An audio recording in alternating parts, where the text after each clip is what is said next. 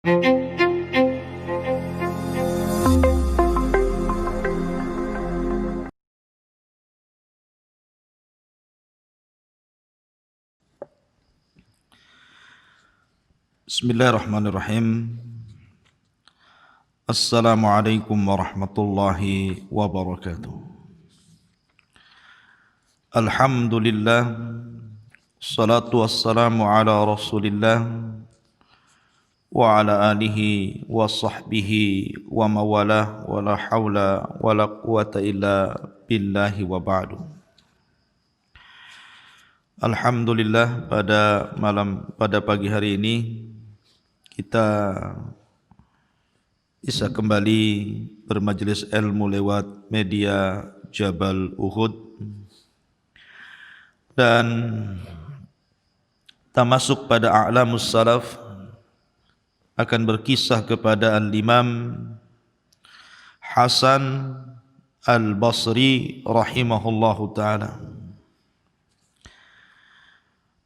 seorang sosok yang sangat ajaib, sosok yang sangat menakjubkan dalam kisah-kisahnya, patut ditiru, dicontoh dan dijadikan teladan. Siapakah Hasan Al-Basri? Namanya, tempat lahirnya, pujian para ulama kepadanya, kemudian ibadahnya, kemudian ilmunya, kemudian juga mihnah atau ujian yang Allah timpakan kepadanya, termasuk siapa guru-gurunya, siapa murid-muridnya, apa saja perkataannya, kemudian bagaimana wafatnya. Maka beberapa menit ke depan kita akan ringkas siapa Hasan Al-Basri rahimahullahu ta'ala. Hasan Al-Basri rahimahullahu ta'ala namanya adalah Al-Hasanu ibnu Abil Hasani. Al-Hasanu ibnu Abil Hasani. Wasmuhu Yasar Al-Basri. Namanya adalah Yasar Al-Basri, kunyahnya Abu Sa'id Maula Zaid ibn Thabit. Ada yang mengatakan Maula Jabir ibn Abdullah. Hasan Al-Basri ini lahir 2 tahun sebelum wafatnya Umar ibn Al-Khattab. Artinya bahwa Hasan Al-Basri ini berjumpa dengan kibarus sahabat, kemudian berjumpa dengan sigharus sahabat, kemudian berjumpa zaman yang tidak ada sama sekali sahabat. Dia berjumpa dengan 3 generasi yang berbeda: kibarus sahabah, sigharus sahabah, dan kibarut tabi'in, ketika para sahabat sudah tidak ada lagi. Artinya dia menyaksikan perubahan-perubahan manusia kala itu. Makanya dia paling paham dengan fatwa dan kondisi, karena dia hidup di zaman kibarus sahabah, bagaimana mereka. Kemudian setelah itu hidup di zaman sigharus sahabat, sahabat kecil, dan tahu mereka, dan juga hidup di zaman para tabi'in, sehingga dia menguasai kondisi. Ya. Ma'asyiral muslimin yang dimuliakan Allah Subhanahu wa taala. Hasan Al-Basri ini bapaknya adalah seorang budak. Jadi suatu ketika Islam menyerang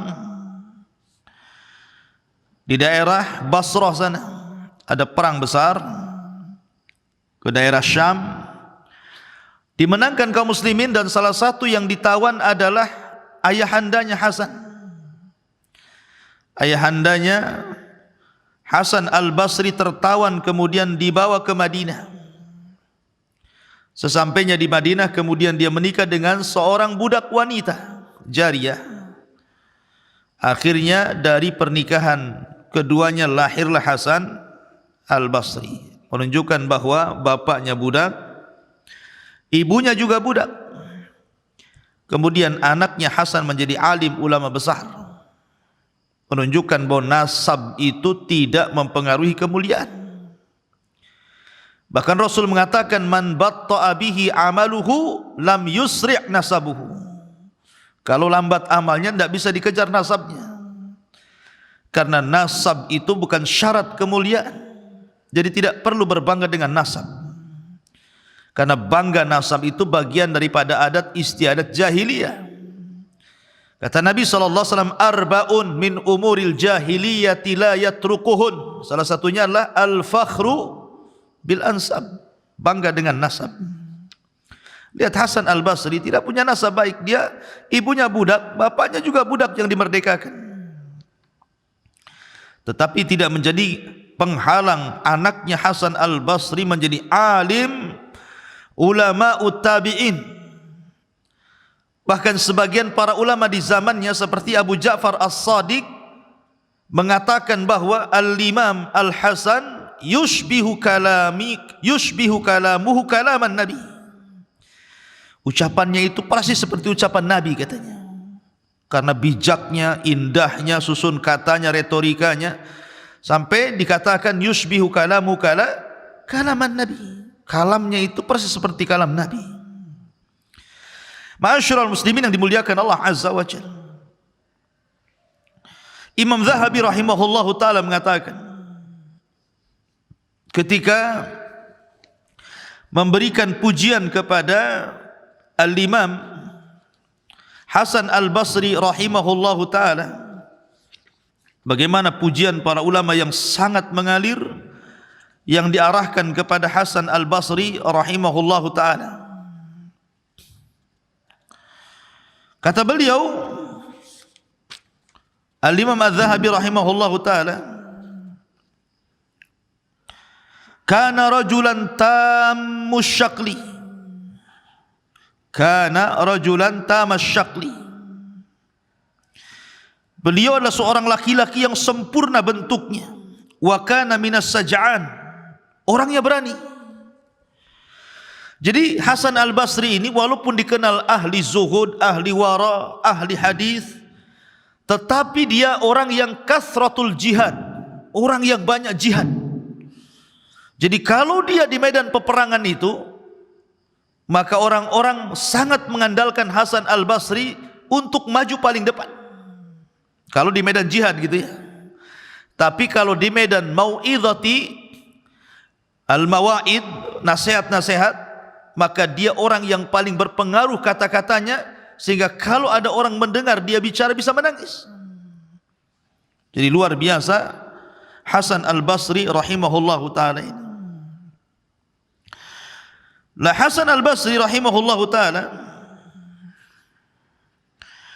ibunya disebut dengan Al-Khairiyah. Ibunya disebut Al-Khairiyah dan bapaknya disebut Yasarah. Makanya Hasan ibn Abil Hasan ibn Yasar. Ma'asyiral muslimin yang dimuliakan Allah Azza wa Jalla, karena Al-Khairiyah ini, ibunya Hasan ini kan salah satu budak yang membantu di rumah salah satu istri Nabi, namanya Ummu Salamah. Jadi ibunya Hasan itu dulunya pembantu dari Ummu Salamah. Sehingga ketika kemudian dia hamil dan melahirkan di rumah Ummu Salamah, terkadang Hasan ini menangis sementara ibunya enggak ada, sibuk kerja. Terkadang Ummu Salamah kasihan. Kemudian kasihan akhirnya diambilnya kemudian disusuinya. Menunjukkan apa? Bahwa Hasan Al-Basri itu juga adalah anak susuan dari istri Nabi SAW, Ummu Salamah. Luar biasa ya. Makanya dikatakan para ulama, air susunya adalah air susu syarif yang mulia. Kenapa? Karena disusui oleh salah satu istri Nabi SAW, Ummu Salamah. Ma'asyiral muslimin yang dimuliakan Allah Subhanahu wa ta'ala. Lah Hasan Al-Basri rahimahullahu ta'ala, setelah kemudian dia besar dan menjadi ulama, dia pun sebagaimana ulama yang lain rihlah. Rihlah kemana? Rihlah ke Basrah. Kemudian dia belajar kepada para ulama Basrah, kepada para sahabat yang ada di Basrah, kepada para kibarut tabi'in yang ada di Basrah. Akhirnya belakangan kemudian dia pun berjihad, melakukan futuhat dengan kaum muslimin yang lainnya. Akhirnya kemudian diangkat menjadi qadi di Basrah. Menjadi qadi di Basrah ketika sampai di kota Basrah ini. Ma'asyiral muslimin yang dimuliakan Allah Subhanahu wa taala. Ketika dia hidup di zaman Abdul Malik ibn Marwan, kita tahu bahwa salah satu gubernur Irak yang dipilih oleh Abdul Malik ibn Marwan adalah orang yang paling jahat, orang yang paling zalim, namanya Hajjaj ibn Yusuf. Hajjaj ibn Yusuf, ikhwan, ribuan jiwa sudah dipenggal dia. Memang zalim luar biasa. Dia suka menumpahkan darah Hajjaj ibn Yusuf itu. Karena bukan hanya tabi'in, seorang sahabat dibunuh dia. Ingat kisah kekejaman Hajjaj ibn Yusuf ini luar biasa. Sehingga orang-orang memandang, sebagian orang memandang sinis kepada Hajjaj ibn Yusuf ini. Ketika ada seorang laki-laki bertanya kepada Hasan al-Basri tentang mauqif dia tentang Hajjaj ibn Yusuf. Wahai Hasan, wahai Imam, bagaimana pendapatmu tentang Hajjaj ibn Yusuf itu? Kemudian Hasan al-Basri mengatakan, lalu bagaimana pendapatmu dibalik kata-katanya? Kemudian orang ini mengatakan, uqsimu billah innahu min ahlin nar. Aku bersumpah kepada Allah, Hajjaj itu termasuk penduduk neraka, katanya. Saking zalimnya menurut dia. Kenapa? Karena sudah banyak penggal kepala orang. Bukan hanya tabi'in, sahabat pun dipenggal dia, Hajjaj ibn Yusuf itu.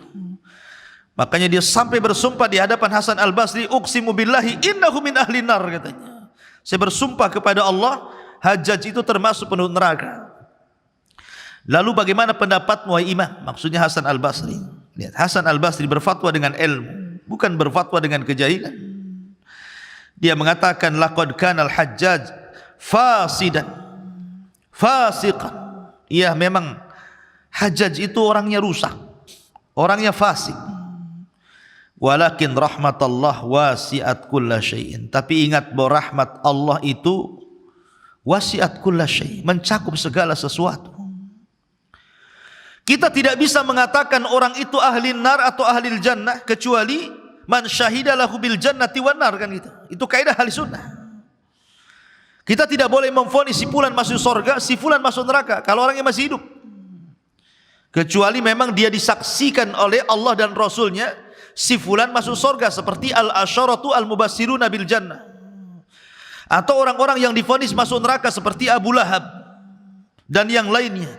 Tapi kalau tidak ada vonis surga dan neraka, maka ahli sunnah mengatakan dilarang memvonis si fulan min ahlil jannah atau min ahli nar illa man syahida lahu bil jannati wan nar. Makanya dia mengatakan walakin rahmatullah wasi'at kulla syai'. Ya, memang Hajjaj itu rusak, Hajjaj itu fasik, akan tapi rahmat Allah itu luas, mencakup segala sesuatu. Bisa saja di akhir hayatnya dia taubat. Karena dalam kebengisan Hajjaj itu orangnya tidak pernah korupsi. Coba bayangkan, kalau dia mau korupsi, kaya dia. Tapi Hajjaj itu baik kepada ahlul Quran, karena dia hafal Quran. Hafal Quran yang suka menumpahkan darah itulah Hajjaj ibn Yusuf tuh. Gitu. Dia hafal Quran, cinta dengan Quran. Bahkan orang yang hafal Quran itu disumbang dia, tapi dia suka menumpahkan darah. Dan dia tidak suka korupsi, dia mati miskin. Ya. Ma'asyiral muslimin yang dimuliakan, jadi ada sisi baiknya. Suatu ketika, subhanallah, ketika Hajjaj ibn Yusuf mendengar ada beberapa para ulama desas-desus pembantaian, pembangkangan terhadap penguasa Abdul Malik ibn Marwan. Kan ulama banyak yang meninggal tuh. Nampak saja ada ulama yang bangkang pemerintah, penggal semuanya. Tak kisah dia siapa. Lah rupanya Hasan al-Basri ini salah satu ulama yang terfitnah dengan adanya desas-desus itu. dipanggil. Dan ketika itu Hasan Al-Basri sudah menggunakan bahasa kitanya lah, sudah pasrah. Pasti ini saya pulang tinggal nyawa, tinggal nama gitu ya. Sudah enggak ada nyawa lagi. Tapi Hasan Al-Basri pembenar. Ketika dipanggil oleh Hajjaj ibn Yusuf, maka dia melangkah dengan tenang. Subhanallah. Ya. Allah lindungi dia. Ketika sampai saja, padahal Hajjaj sudah bersumpah akan membunuh Hasan Al-Basri. Tapi ketika sampai di majlis, rupanya Hasan itu punya pamor, haibah, mungkin bahasa kita ini punya karismatik yang luar biasa. Nampak saja itu sudah wah gitu kan. Akhirnya apa? Berikan jalan kepada Aba Sa'id, berikan jalan kepada Aba Sa'id. Kemudian terjadilah dialog di situ. Salah satu nasihat Hasan Al-Basri kepada Hajjaj, ya Hajjaj, kam kana bainaka wa baina Adam minal ad. Wahai Hajjaj, berapa banyak jarak antara dirimu ke Adam yang telah lewati dari nenek dan buyut kamu itu berapa jumlahnya? Maka Hajjaj mengatakan, la adri, saya tidak tahu. La adri, tidak tahu. Hum matu, mereka sudah mati semua, saya tidak tahu. Maka katanya Hasan Al-Basri mengatakan, idzan fa'tabir bihim. Kalau kamu tidak tahu jumlah berapa kakek buyutmu dari semenjak zaman kamu sampai Adam alaihi salatu wasalam, dan kau katakan mereka sudah mati, maka ambillah pelajaran dari kematian itu bahwa engkau juga akan mati. Maksudnya jangan, sudah hentikan, jangan suka menumpahkan darah. Kau akan mati dan akan dipertanggungjawabkan di hadapan Allah. Hajjaj hanya bahasa kita terangguk-angguk saja gini. Akhirnya karena banyak sekali nasihat-nasihat yang didapat oleh Hasan Al-Basri, dari Hasan Al-Basri kepada Hajjaj ini, akhirnya lembut pula Hajjaj ini hatinya. Kemudian akhirnya Hasan pun keluar dengan selamat. Dan ketika itulah maka Hajjaj sangat suka dengan Hasan Al-Basri. Karena Hasan Al-Basri itu tidak pernah ikut cawe-cawe berpolitik sebenarnya. Dia murni ulama, thalabatul ilmi, belajar mengajarkan ilmu, dia tidak peduli dengan politik. Kenapa pula dikait-kaitkan dengan pemberontakan? Justru dia yang paling keras melarang pemberontakan ketika beberapa ulama di zamannya itu menginginkan pemberontakan, karena ada sebagian orang yang kemudian cenderung kepada Abdullah ibn Zubair. Karena ketika itu kan ada dua kekuasaan.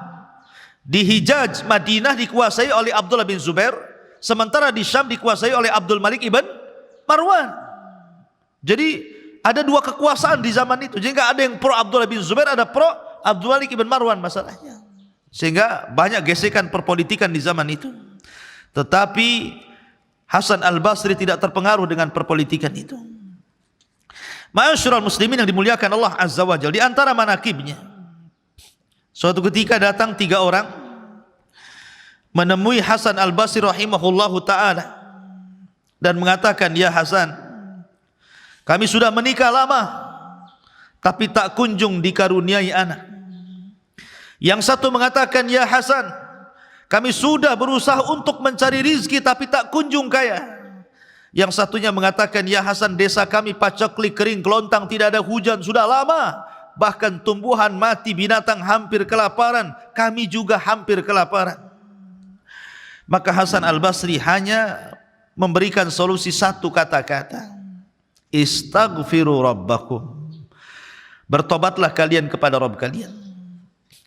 Kemudian dikatakan kepada Hasan Al-Basri, ya Hasan, bagaimana kau berikan jawaban yang sama kepada orang yang sudah menikah enggak punya anak, kau katakan istaghfiru rabbakum.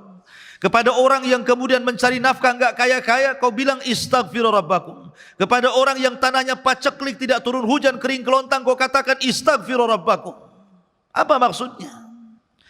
Maka Hasan Al-Basri kemudian membacakan ayat Al-Quran, faqul tustaghfiru rabbakum innahu kana ghaffara yursilis sama alaikum midrara wa yumdidkum bi amwalin wa banin wa yaj'al lakum jannatin wa yaj'al lakum anhara. Kata Hasan Al-Basri, tidakkah kau baca ayat ini? Hikayat daripada perkataan Nuh alaihi salatu wassalam, Faqultu astaghfiru rabbakum, katakan beristighfarlah kalian, innahu kana ghaffara, sesungguhnya dia zat yang maha pengampun. Yursilis sama alaikum midrara, dengan istighfarnya kalian maka kami akan turunkan hujan kepada kalian. Yursilis sama alaikum midrara wa yumdidkum bi amwali wa banin, kami akan berikan harta yang banyak dan keturunan. Wa yaj'al lakum jannatin wa yaj'al lakum anhara, kami akan suburkan hutannya, kami akan alirkan sungai-sungainya. Lihat, Allah yang mengatakan seperti itu. Ma'asyiral muslimin, akhirnya kemudian orang yang menikah dan tidak punya anak ini, dia coba melazimkan istighfar, maka selang beberapa tahun setelahnya Allah karuniai anak. Kemudian orang yang bekerja ke sana kemari tidak kaya-kaya, dia lazimkan istighfar, akhirnya Allah berikan kekayaan yang banyak. Kemudian desa yang paceklik itu juga ketika melazimkan istighfar, tiba-tiba desanya subur dan banyak turun hujan. Lihat, itulah bagaimana ucapan seorang alim Hasan Al-Basri rahimahullahu ta'ala.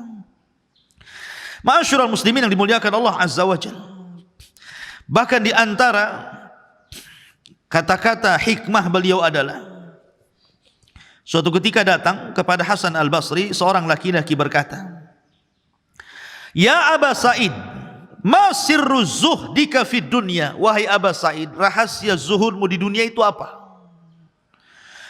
Kemudian, "Ma huwa sir? Wa limadza la ta'kulul haram?" Kenapa kau tidak memakan yang haram? "Wa la tanduru ilal haram?" Kenapa kau tidak melihat yang haram? "Wala ta'kulu huquqal akharin?" Kenapa kau tidak memakan hak-hak orang lain? "Wala tata'ammal bil ghishi war riba?" Kenapa engkau menjauhi dusta dan riba? "La takdzib," tidak dusta. "Wa ma huwa sir?" Jelaskan apa rahasianya. "Wa limadza ta'mal bi amanatin wa ikhlasin?" Kenapa kau selalu menjaga amanah, menjaga ikhlas? "Radin bima qasamahu Allahu lak." Kau redha dengan apa yang Allah berikan kepadamu. "Masirru," apa rahasiamu? Lihat, orang ini bertanya tentang kehidupan Hasan Al-Basri. Soal zuhud, kenapa tidak memakan yang haram? Kenapa dia menjauhi dusta, menjauhi riba? Kenapa dia amanah, ikhlas dan redha? Kenapa? Apa hakikat zuhud itu? Dengarkan. Maka Hasan Al-Basri mengatakan 4 perkara. 1, alimtu anna rizki la ya'khuduhu ghairi fatma'anna qalbi. Aku tahu bahwa rizkiku tidak ada yang mengambil siapapun selainku. Itulah yang membuat hatiku tenang. Ngapain kita cari rizki yang haram? Oh, yang halal sudah ditakdirkan. Apakah kemudian kalau seandainya kita tidak segera mengambil dengan cara yang haram, kemudian rizki kita yang halal diambil orang? Tidak. Tidak ada malaikat pengantar rizki yang salah alamat. Tidak ada. Tidak ada yang salah alamat malaikat itu. Kenapa? Karena rizki itu sudah ditentukan. Makanya kalau orang bersabar pasti mendapatkan yang halal. Ketika tidak bersabar pasti mendapatkan yang haram. Saya contohkan. Di zaman Ali radhiyallahu an, ada pengemis datang ke rumah Ali. Kata Ali kepada pengemis, "Tunggu dulu ya, saya akan beri kau 400 dirham. 400 apaan? Dirham." Dicarinya sama Ali, gak ketemu. Pengemis ini gak sabar, seolah-olah ditipu sama Ali. Akhirnya dia marah, diambilnya pelana kuda Ali, dibawa kabur. Setelah pengemis ini kabur, rupanya Ali datang membawa 400 dirham itu.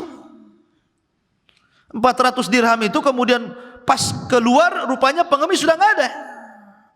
Yang ada pembantunya dan mengatakan, "Ya Amirul Mukminin, pelana kuda kita hilang, dicuri orang." Kata Ali, "Ini saya bawa 400 dirham. Tadi saya hendak memberikan kepada pengemis itu, tapi keburu pergi. Kalau engkau memang butuh pelana, nih saya kasih 400 ini, kau cari pelana di pasar sana." Berangkatlah pembantunya Ali ini. Sampainya di pasar ada orang jual pelana. Tawar, akhirnya dapat juga 400. Bawa pulang. Ketika Ali melihat pelana itu, dia takbir, Allahu Akbar. Ini kan pelana kita. Dari mana kau beli? Oh, dari si anu, sifatnya begini, tinggi, panjang, hitam, pesek, macam-macam dijelaskan. Akhirnya kata Ali, subhanallah, kalau dia bersabar, dia pasti mendapatkan yang halal, karena tidak bersabar dia mendapatkan yang haram. Karena orang yang jual pelan itu pengemis tadi. Lihat, ya kan? Maka inilah yang menjadikan tenang, kata Hasan Al-Basri, alimtu anna rizki la ya'khuduhu ghairi fatma'anna qalbi. Aku tahu rizkiku tidak diambil manusia yang lain, itulah yang membuat hatiku tenang. Yang kedua kata beliau, alimtu anna amali la yaqumu bi ghairi fastaghiltu bihi. Aku tahu bahwa amalanku tidak bisa digantikan orang lain, makanya aku menyibukkan diri beramal soleh. Ya, aku tahu amalanku itu tidak mungkin bisa digantikan orang lain. Tidak mungkin orang tidak bisa sholat. Tolonglah Ustaz Lutfi, gantikan saya sholat, kan tidak bisa. Ya. Orang tidak bisa puasa di bulan Ramadan, tolonglah gantikan puasa saya bayar nanti, kan gitu ya. Kan nggak bisa. Ya. Makanya Hasan Al-Basri mengatakan, alimtu anna amali la yaqumu bihi ghairi. Aku tahu bahwa amalanku tidak bisa diganti orang lain. Fashtaghaltu bihi. Makanya aku menyibukkan dengan amal saleh. Kemudian yang ketiga, wa alimtu anna Allah muttali'un alayya fastahyaitu an yurani ala maksiatin. Aku tahu bahwa Allah Subhanahu wa taala itu terus memandang diriku. Tidak ada sekejap mata pun kecuali Allah memandang diriku. Maka aku malu, Allah terus memperhatikan diriku, dan aku malu kalau aku sedang dilihat Allah sementara aku bermaksiat kepada Allah Subhanahu wa taala. Makanya aku menjauhi riba, menjauhi ghish, ya, menjauhi yang lainnya. Dan yang terakhir, alimtu annal mauta yantadiruni fa'adadtu zada liliqa'i rabbil alamin. Aku tahu bahwa kematianku senantiasa menungguku, kata Hasan Al-Basri. Maka aku persiapan bekal untuk berjumpa dengan Rabbku. Kata para ulama, man kaththara liqa Allah fid dunya kaththara liqa'ahu fil akhirah. Barang siapa yang lebih banyak berjumpa dengan Allah di dunia, maka Allah akan perbanyak berjumpa dengan dia di akhirat. Kapan itu? Perjumpaan kita adalah dalam solat. Allah mengatakan, innaha lakabiratun illa alal khasiin alladzina yadhunnuna annahum mulaquh. Ya kan? Salat itu berat bagi orang-orang kecuali yang khusyuk, orang-orang yang yakin akan berjumpa dengan Allah. Siapa yang banyak salat di dunia, maka dia akan banyak memandang Allah di sorga, kata para ulama. Inilah perkataan yang menarik dari Hasan Al-Basri rahimahullahu ta'ala. Ma'asyiral muslimin yang dimuliakan Allah Azza wa Jalla. Kemudian ibadahnya, Ibrahim ibn Isa mengatakan, ma ra'aitu ahadan atwalah hazanan minal Hasan. Aku tidak pernah melihat orang yang paling banyak sedihnya ketika ibadah dibandingkan Hasan.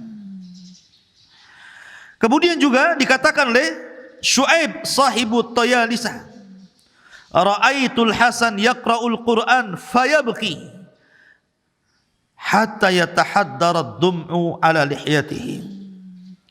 Aku melihat Hasan Al-Basri membaca Al-Quran dan menangis, dan aku melihat tangisannya selalu meleleh di janggutnya. Dan Yunus pun mengatakan, kanal Hasanu rajulan mahzunan. Dia adalah orang yang selalu sedih, selalu sedih. Walaupun demikian, kata Ibnu Sirin, sahibud dhahiki wal mizah. Walaupun demikian, dia suka tertawa dan suka bercanda. Jadi di satu sisi Hasan Al-Basri itu kalau ibadah dia menangis, tapi kalau dalam bermuamalah, berjumpa dengan orang, berjumpa dengan kawan, orang yang paling bercanda dan orang yang suka tertawa. Nggak apa-apa, masa Ustaz serius terus kan gitu. Kali-kali Ustaz ya perlu juga bercanda, tertawa, ya. Kalau Ustaz serius nanti stres dia. Ya. Jadi sekali-kali tertawa itu tidak ada masalah, jangan dicela. Masa Ustaz suka bercanda? Ini Hasan Al-Basri suka bercanda. Ya. Dia orang yang paling alim, yang alim dari kita saja suka bercanda, suka tertawa gitu. Masa kita nggak boleh tertawa bercanda kan itu? Ma'asyiral muslimin yang dimuliakan Allah Azza wa Jalla. Adapun ilmunya, Imam Qatadah, semalam kita sudah sebutkan kisah Imam Qatadah ibn Di'amah. Dia salah satu muridnya Hasan Al-Basri, ya. Orangnya buta, rambutnya panjang. Katanya Qatadah, kanal Hasanu min a'lamin nasi bil halali wal haram. Hasan itu orang yang paling pakar dan yang paling tahu tentang halal dan haram.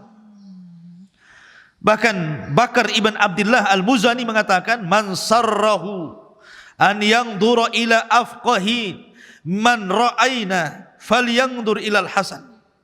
Siapa yang ingin melihat orang yang paling cerdas di antara kami, lihatlah Hasan al-Basri, katanya. Dan juga dikatakan oleh Khalid ibn Rabah, anna Anas bin Malik su'ila an mas'alatin. Suatu ketika Anas bin Malik ditanya tentang satu masalah, qala alaikum maulana al-Hasan. Tanya kepada Hasan, katanya. Lihat, Hasan ini bukan sahabat, Hasan ini tabi'in, ya. Tetapi ketika Anas bin Malik radhiyallahu an, sahabat Rasul, ditanya tentang masalah, kata Malik, tanya kepada mantan budak kami, Hasan. Qala, maka Anas mengatakan, inna sami'na wa sami'a wa hafidha wa nasina. Kami berdua, saya dengan Hasan, sami'na, sama-sama mendengar. Dia juga mendengar, tapi dia hafal, kami lupa. Lihat Anas bin Malik, dia orangnya cerdas, hafal, tapi kami lupa, katanya.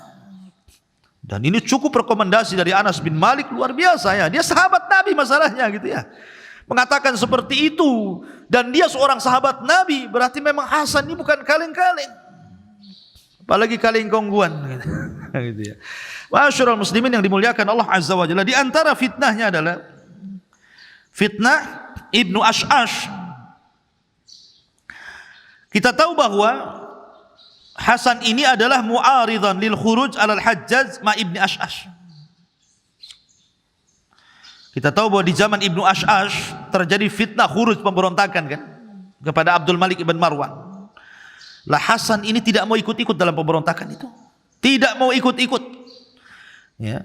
Sehingga kemudian dia dicela oleh para ulama di zamannya, dan dia difitnah oleh penguasa bahwa dia akan memberontak. Begitulah posisi para ulama, ya. Hasan al-Basri rahimahullahu ta'ala, makanya dia mengatakan, lau anna nas idhabtalu min kibali sultanihim sabaru.